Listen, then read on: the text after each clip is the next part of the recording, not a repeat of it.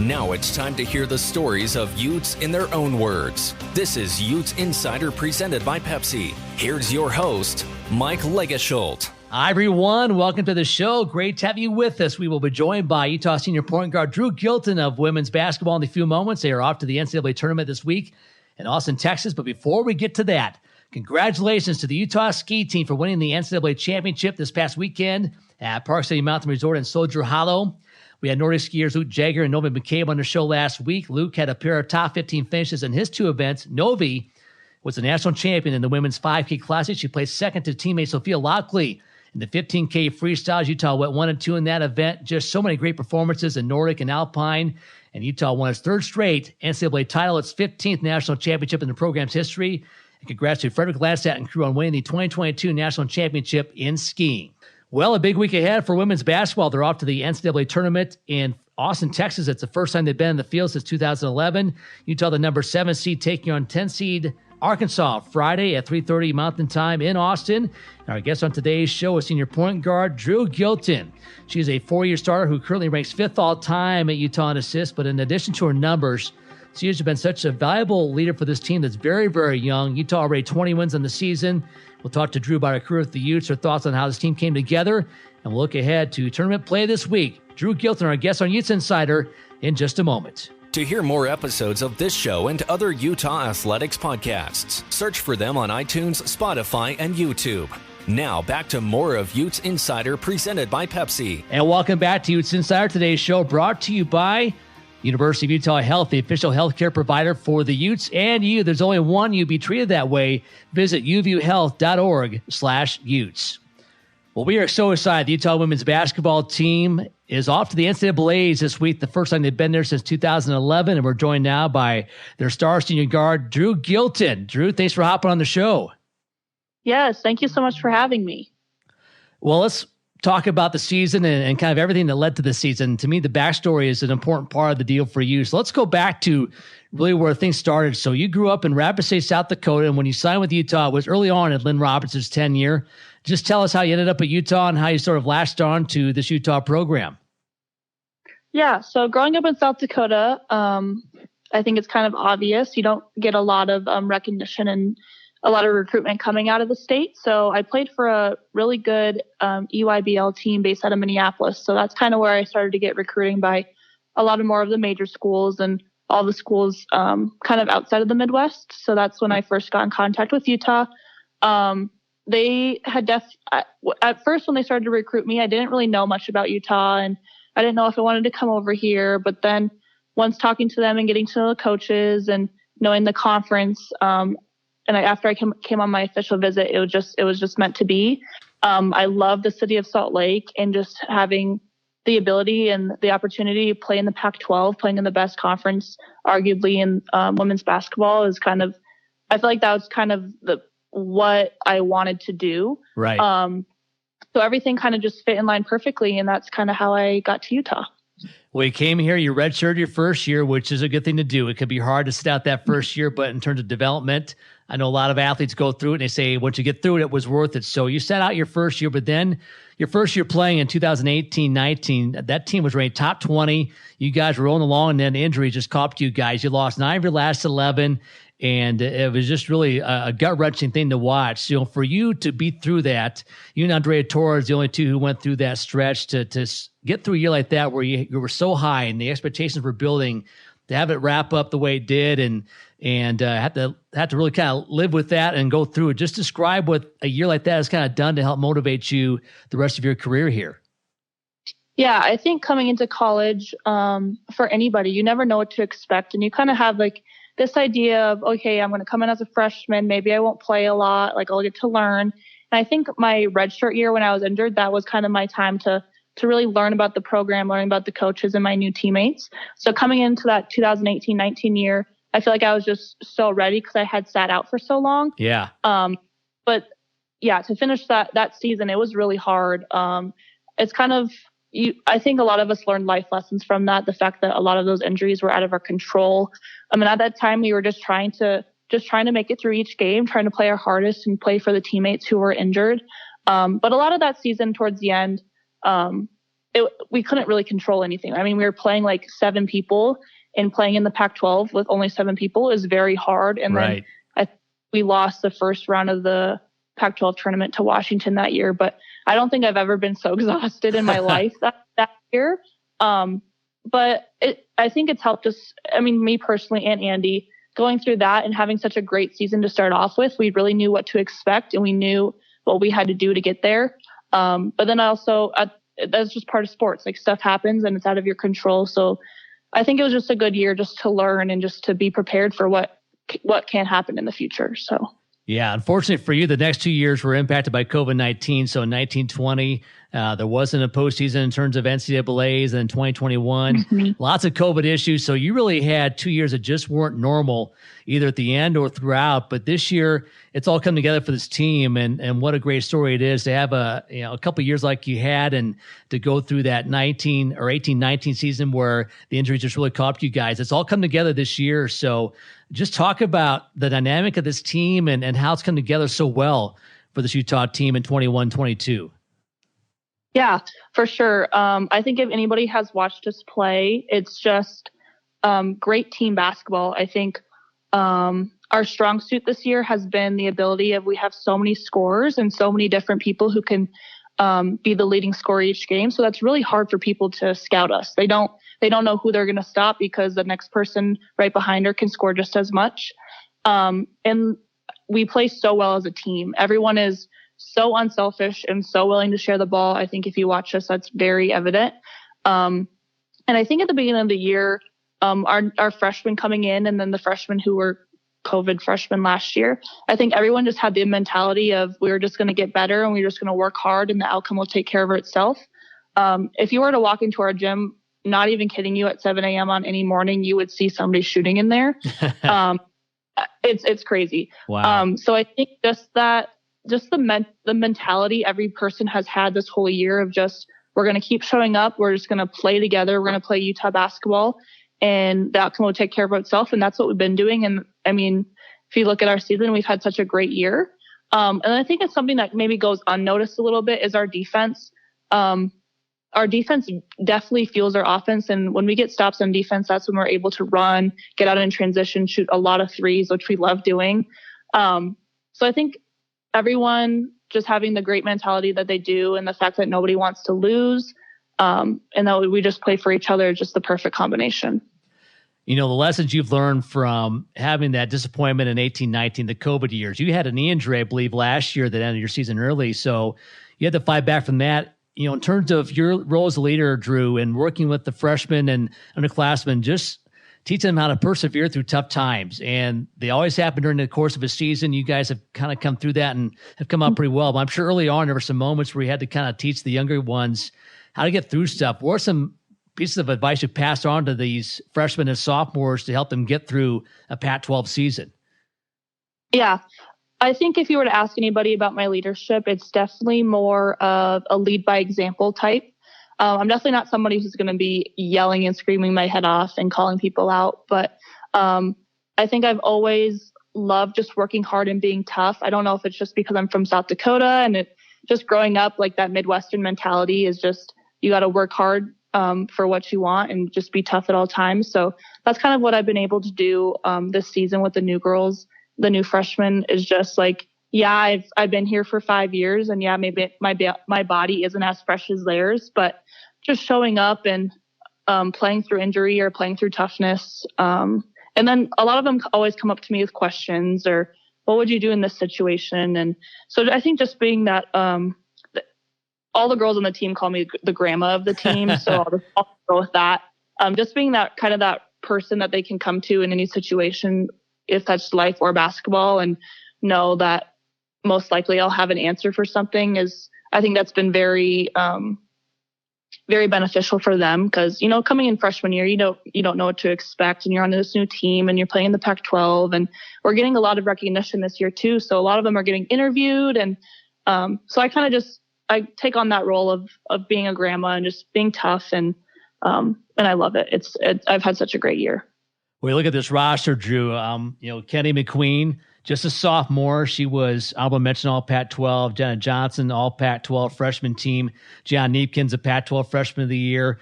Like I said, it's been a very young team. Yourself and Brenda Maxwell, who played quite a few minutes over the years, they've been the veterans. It's been a very young team. You mentioned the shooting. You guys are the top scoring team in the Pac-12 this year. You ranked top 6 in the NCAA in threes made and attempted. As this year's playing out, and I talked to Lynn Roberts back in November about, hey, we're going to shoot the 3 and let it fly and see what happens. It worked out. Was there a moment or two where you're like, wow, this team could be pretty good? We got lots of, like I said, lots of shooters. We can score. Just to seem like the chemistry came along. Is there a moment or two during the course of your, or either during the Pac-12 season or before, where you thought, you know what, we've got a chance to be pretty good? Yeah, I think when we started to notice that was when we first started our Pac-12 play. I think during that non-conference, I think there was a couple games we did score in the hundreds. So we're like, oh my gosh, we can definitely score this much. Yeah. But you don't know until you start playing conference. And I know our first couple of games, we played Stanford right away. And then we played the Oregon schools. And I think we played somebody else, but it was a very tough first stretch. And I know, like, once we made it through there, we're like, no one had ever played a Pac-12 game before besides Brenna and I. Right. So we were like, you guys, like, we are definitely good enough to play with any team. So I think it was those first couple of weeks of Pac-12 when we're like, oh my gosh, guys, like, this is real. Like, we can definitely do this. Well, you mentioned the Pac-12 season and how it started. I remember that. I remember thinking the same thing you did. Is, you know what? They came through that stretch pretty well. Let's see what happens the next few weeks. And you guys kept winning games. But let's talk about your run in Vegas. I mean, you guys were, 6 in the Pac-12 this year. Very good. Tying your best finish in league history. But in terms of NCAAs, you guys were kind of right there looking for a bid. You had a chance to improve your seed, which I think you did in Vegas. Mm-hmm. But just talk about your run in Vegas. I mean, to beat Oregon, to play Stanford as well as you did. You guys played for about 140 minutes down there, about the best you can play. Really, that second half against Stanford where, that game got away. It was right there until then. Just talk about the ability to play 4 games in 5 days against that competition and make the Pac-12 championship, and just talk about, sort of the highlights for you from that run down in Vegas. Yeah. First of all, it was amazing. It was such a great tournament. The Pac-12 did such a great job, and we all had so much fun. And I think Vegas is, first of all, such a great atmosphere for a tournament. It gives you like all those tournament vibes, and we just had a great time. But as far as the games, we knew that the Pac-12, like, any team could be any team. It's March. So you kind of have the mentality of survive and advance, but we kind of took it as we're just going to show up each game and we're just going to play how we've been playing, and the outcome will take care of itself. A big motto of ours this year was just to stay neutral, not get too high or too low, just to stay in the middle and, just grind it out there. So, 3 games in 3 days. Was quite the stretch. I don't know if I've ever done that before. Yeah. Against high competition. Yeah. But as far as our team, that's our strength. Like I said before, like the accolades, like Kennedy, honorable mention, and our 2 great freshmen, Jenna and Gianna, I think we had a different leading score each game. And then I think Brenna had an amazing tournament, and her coming off the bench and just brings that spark that really fuels our team.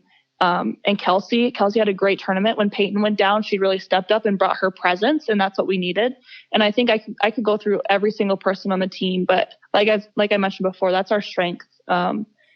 You can't stop one person because there's going to be another person right behind her. So it was an amazing experience. Beating Oregon, I think, was definitely our highlight as a team. Us seniors and Coach Rob, I can add, we came into the Pac-12 wanting to beat every single team, and Oregon was the last team we needed to beat. Coach Rob has never beaten them, and I have never beaten them either. So there's a couple pictures of us hugging after that game, and I think that's my favorite memory, is just kind of finishing out what we started, and then just having the opportunity to play in the championship and just say, yes, we're proud to make it. And we didn't want to just be satisfied with that. We wanted to give Stanford a run for their money, and we did have some good quarters, but the fourth quarter wasn't our best. But it was an amazing experience, and we all wanted to be part of history, and now we can say we have. So. Yep, you sure are. Our NCAAs this coming week, as you'll take on number 10, Arkansas in Austin, Texas. We'll talk about the game in a moment. But visiting with senior guard Dru Gylten of the Utah women's basketball team, who now ranks top 5 all time in Utah in assists. Drew, you mentioned your relationship with Coach Lynn Roberts and just how you guys have been through so much, and you finally got that win, finally for the both of you against Oregon. I met you your redshirt freshman year. You came on Mark Collins' podcast, and I talked to Lynn about you before then, and you walked in, and I'm like, I can see why Lynn likes her so much. You just had a presence about you and just maturity about you for someone who was a redshirt freshman, and you've obviously been a great leader for this team. Do you and Coach Roberts, talk a lot about leadership style, things you can do is to be kind of a coach on the floor with this group? What's your relationship with Coach Roberts and how the two of you maybe work together to drive this program during your career? Yeah, I think we get along so well because we're so alike. Yeah. I think, like I said before, redshirting my first year and then being forced to be a starter my very first year playing, really kind of forced me into having to be a leader and just learning from that. And just over the years, just having open conversations with her. And I think especially now, like, she has so much trust in me, that at this point, like, there's no more like learning having to had. It's just like being able to transfer my knowledge onto, say, Ines, who may be the point guard in the future, or these younger freshmen who will be in these leadership positions in the future. But no, Coach Rob and I's relationship has been great from the start. And also when I played in high school, I was a freshman as well as a point guard. So I think I've just been not necessarily forced into the roles, but just having to be, I've been in these spots before. So I kind of knew what to expect. And then I just took advantage of it and tried to be the best leader as I could. And I hope that these freshmen and kind of these upperclassmen, or even Brenna, in the future, can definitely learn from me and just take that on and continue to be just be great on the floor. Well, I'm so happy for you. Like we've talked about what you've been through in terms of, missing a tournament your redshirt freshman year, a couple of COVID years to finally now get there at NCAAs as you wrap up your career.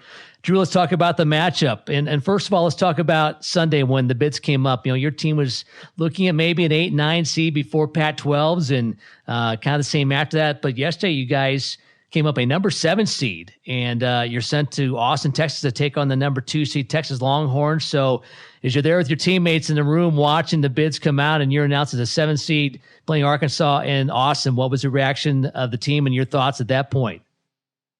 Yeah, I think I had my Apple Watch on the whole time, and my heart rate was at, not even kidding, 120. It was so high. And it wasn't the fact that I was like nervous or anything. That I think we were just all so excited that we had made it to this moment. And this is what we've been practicing for and grinding out the season. Like, this is the moment we've all been waiting for. So it was such an amazing opportunity. The school did such a great job of making us feel like we did it and like we were super important. And I think that was awesome for all of us. But yeah, we loved the fact that we were a 7th seed. I think our Pac-12 run really helped us with that. Because we would have been grateful any seed we would have gotten, but it's just challenging with the way the bracket's set up with the 8-9, then you play the 1 seed. Right. We were just so happy to be a 7th seed, and it was such a great honor. And we love the matchup. We haven't watched the scout yet, but Arkansas does play a very similar style game like us. A lot of threes, a lot of running and transition, kind of runs a 5-out offense. So we love that matchup. It's going to be such a great game. And we're just so excited, especially go to Texas. It's warmer down there. It'll be super fun. Austin's a great city if you can go out and have some food and just enjoy it. It's not so well unknown anymore like it was, say, maybe a couple decades ago, but it is a great place to go. And what a great trip as you take on number 10 Arkansas on Friday afternoon. And Austin, as you mentioned, the number 2 seed Texas, the likely opponent in round 2 coming up on Sunday. Visiting with Dru Gylten, senior guard, for the Utes Today show being brought to you by Pepsi, the official soft drink of Utah Athletics. Well, Dru, I wanted to get a little personal with you here. So, for people at your stage of life, there's kind of 4 big things that are there to be had. One, if you're an athlete, your senior night. You've had that. The other one's graduation, which is coming up, I know, in May for you. Getting your first job is big, and also getting engaged. And for you, you had 2 of those 4 things happen within about 12 hours back on your senior day as your now fiance proposed to you. Congratulations, first of all. So excited for you. If you can, just walk us through that weekend, that day, and those 2 big moments in your life and the emotions you experienced. Yeah, first of all, thank you, first of all. But that weekend was fun, yes. Senior day, they did such a great job. and we happened to play Oregon that game. And we were so sad that, going back to what I said before and how we never beaten Oregon before. So we were so sad we couldn't finish that game out, but I'm a big believer everything happens for a reason, and I much rather had beaten them in the Pac-12 tournament. So right, it happened for a reason. But yeah, so shortly after that, we went up to Park City, and I just thought we were going out for a nice dinner with my family, and my boyfriend at the time tricked me, and I had no clue, which I was super grateful for, and then proposed up at one of the resorts in Park City. So yeah, I kind of killed two birds with one stone on that day. But it was just a great day. A lot of emotions, but it was so fun, and just, yeah, I'm so happy. So it was a great day. Well, congratulations again. I know that's a huge step for you. You'll get your degree in kinesiology in May. So listen, a big week of basketball ahead, maybe two. We'll see what happens. But what a great way to wrap things up for you during your time here at Utah. So after the basketball is done, what's next for you? Long term, I'm starting to apply for PA school, but you have to apply a year in advance. So that's kind of my long-term plan. I want to go to PA school, and become a physician's assistant. And if that doesn't work out, I may try to play overseas for a year. But that's kind of my back burner plan. But as of right now, and I'm planning my wedding at the moment. So get into PA school and eventually move back to South Dakota with my fiance. Very good. Well, listen, Drew, so happy for you. It's been quite the run during your time at Utah, and to wrap it up the way you have and to lead this team the way you have. Tremendous accomplishment, great season, and best of luck to you this week in Austin. Yes, thank you so much for having me. All right, that's senior point guard Dru Gylten back to wrap things up on Utes Insider in just a moment. For more on Utah athletics, including up-to-date schedules and ticket information, log on to utahutes.com. Now back to more of Utes Insider presented by Pepsi. Utah women's basketball, one of the top 6 3-point shooting teams in the country this year. They're off to Austin, Texas. Utah, the number 7 seed, faces number 10 seed Arkansas on Friday at 3:30 p.m. Mountain Time. You can watch the game on ESPN News and listen on ESPN 700. And should Utah advance, they will likely face number 2 Texas, that just won the Big 12 tournament on Sunday in Austin. All the best to Lynn Roberts and the Utah women's basketball team this week in NCAA tournament play. Thanks to our guest senior point guard Dru Gylten for joining us. Thanks as well to Mike Gillen on the technical side. That will do it for us. I'm Mike Lagerschultz. Until next time, so long, everybody. This has been Utes Insider presented by Pepsi. To hear more episodes of this show and other Utah athletics podcasts, search for them on iTunes, Spotify, and YouTube.